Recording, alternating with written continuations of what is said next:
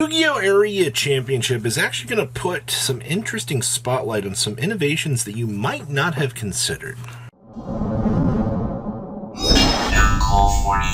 Make sure you guys smash the living crap out of that subscribe button so you guys don't miss out on more on this content. So this is actually a 3v3 event, and it was 4 rounds of Swiss with top 8 single elimination. Now, that might not be too crazy, but I mean, this is an official sponsored event for Japan here, and top 6 teams win a quarter-century secret rare Gaia, the Fierce Knight, for each team member. So, I mean, you are playing for a prize card at this point in time. So, your winning team here is, I kid you not, Grass Super Heavy Samurai, Ishizu, Vernal Sub, and Emancipator.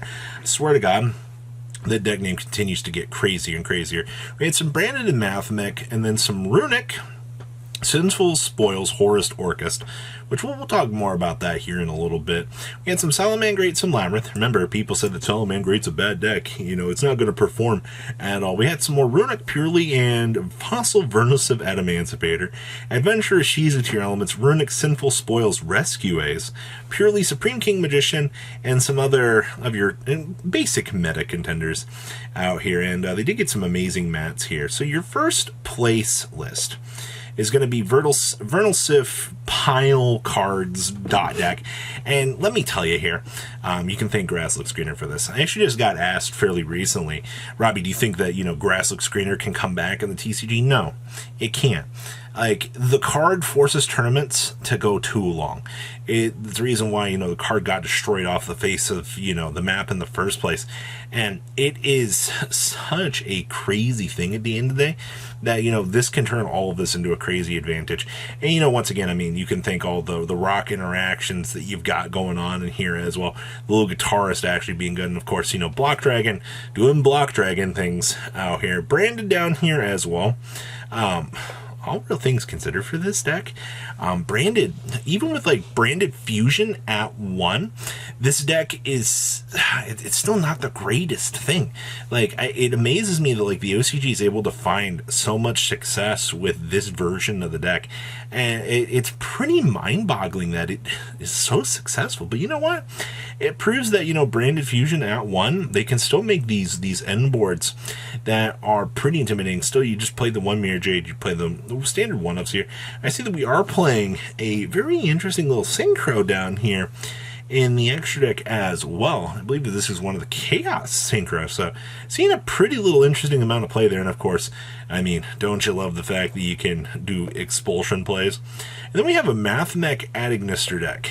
Now, the first thing I'm going to tell you about this is Mathmech in the OCG, I mean, Circular is a one. You can thank the Japan Championship last year for proving to us that this card was stupid good. And they're just playing the 1 copy of the Island here. Honestly, if your opponent doesn't know how to out the big towers guy, well, actually, this build isn't even playing the Fabled Link 6. They're doing firewall plays in here instead. So this is a much different approach than I think a lot of people are used to seeing. You've always, end on the big towers, have your opponent try to out it. No, in this case, your firewall monsters will be able to do pretty much everything that you need them to do, which is going to be, destroying the opponent's strategy as per usual. Now, the state of Runic in the OCG. They still have triple copies of the Busted Card Demise. This card makes all the difference at the end of the day out here. I also see here that they have been forced to play Dimension Shifter in this, but Robbie, this deck needs its graveyard. Why would they go through the hassle of doing this? They need this, honestly. You have to play cards that kind of force the opponent's turn to end, and you also only get 1 fountain in the OCG. If anything happens to this, you are SOL. You are having a bad time. So you're going to have to rely on these floodgates here to kind of round out your matchups. You can do things. I see we're playing Rise to Full Heights down here. That's kind of cool. Our Sinful Spoils Orcust pile. Now, they still have Harpor, but the cool thing is the Horus package gives you an entire discard outlet, which means that you can turn all these bad cards into actual value at the end of the day. And as long as you can, get this package going and start generating, crazy amounts of advantage, I think this deck actually becomes a very scary threat on the meta. It's definitely not on people's radar right now, that's for sure. People look at Orcust cards, they're like, they've been power crept so far out of oblivion that I think people actually forgot that they existed.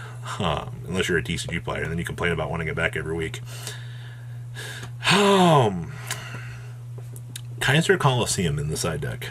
We have come that far that the meta is such a problem that if we could end on technically anything in our extra deck here plus a Kaiser Coliseum, unless the meta has an out for this, I don't think they're playing the game.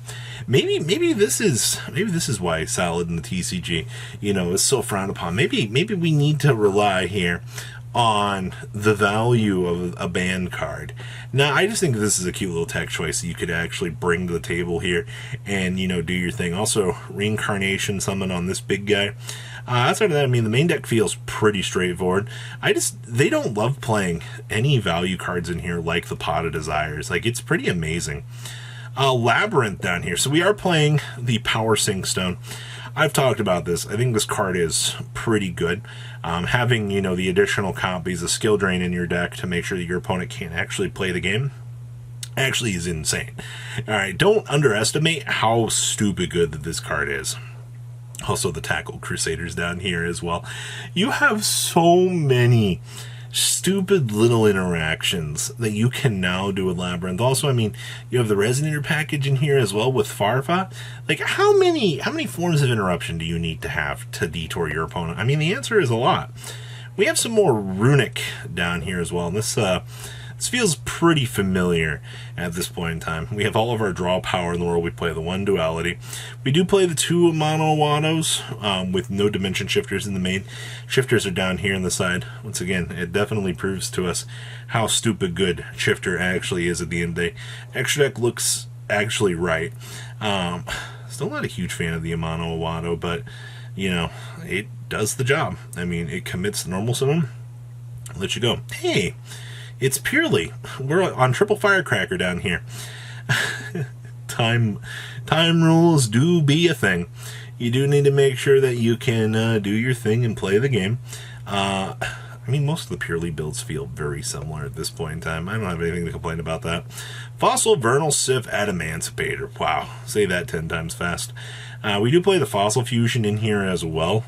You're doing Adamantipator things with the Vernal Sif extension package to make sure that you can set up. And then outside of that, your opponent's just kind of forced to look at you and go, how am I supposed to break, this very rocky field? Also, to be fair, Naturia Beast.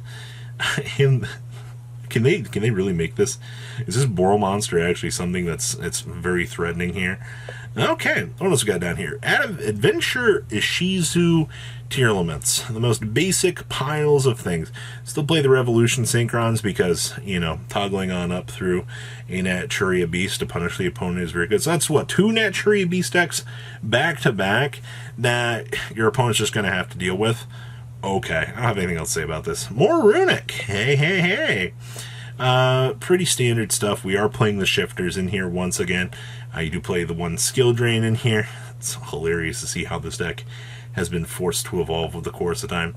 And then, of course, we are on Triple Dark Bribe, Double Dimensional Fissure. Man, when your format's so bad, you have to rely on this and Shifter to play. Okay. Then we have some Rescue Ace down here. So this is the Sinful Spoils version. You do play the Synchro package, so you can go ahead and toggle on up, set up these huge fields, and have your opponent go, what in the world am I supposed to do with this? The Synchro version of this is, you set your full field, and then you climb up into like a Borreload Savage, and your opponent stares at you and goes, how am I supposed to out this? Like, this isn't fair. We also have some Purrely innovations down here as well. They love the Triple Leap. Like, this deck has been... The OCG loves this. Yeah, this is pretty standard. Supreme King. Okay, now this is kind of cool. Obviously, they do have Electromite, Beyond the Pendulum, Exceed the Pendulum. You can set up some pretty cool boards with this deck, especially with the Starving Venomine lines of play. This actually is pretty cool to see that this is doing well. We have some... I love how this is labeled as Runic, but this should be Purrely here. This also looks pretty standard. Nothing really too much to say about that. And that's it. That's all we have out of the Area Japan Championship Yokohama for you guys today. I like what I'm seeing in terms of representation for their meta. Yeah, obviously you do have problems, but it's working out here. So please, leave a comment down below. Tell me what you guys think. I'll see your beautiful faces back here later today, guys. Peace. Patrons, thank you.